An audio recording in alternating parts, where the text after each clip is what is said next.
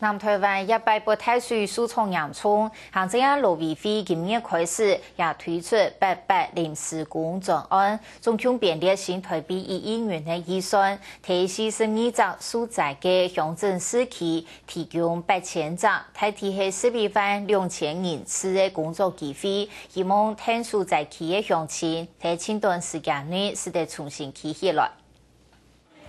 一台又一台人件的sản婦並地天嚟搭，本所在民眾來拿。之前因為抗命，產婦就付唔出帶下來，啲現場子供嘅天數下，大家總算請唔到做得做嘅產婦。這個，這個啦。好，阿姨，謝謝你，謝謝。夠了。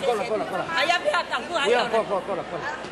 在其東區物資環境有動亂，需要動到嘅人來聽數變數。陸委會推出義工推薦800臨工專案，本仔民有簽署嘅條路合作有錢穿，一度仔民談到出到超入站來報名。那你結婚了嗎？結婚了。那你之前你的地址是南馬夏好。呢度原因800歲仔100專案採取老條牌無強用嘅做法，條牌要求仔民天才當日做事熱帶減錢，100係用彈薪資，打點鐘100元，當日簽到有800元，限價錢冬天。另外100嘅臨工專案，除係用在其生業嘅人優先之外，媒體批表看申請條件，開放一般生業者未做得參加。下個新聞綜合報道。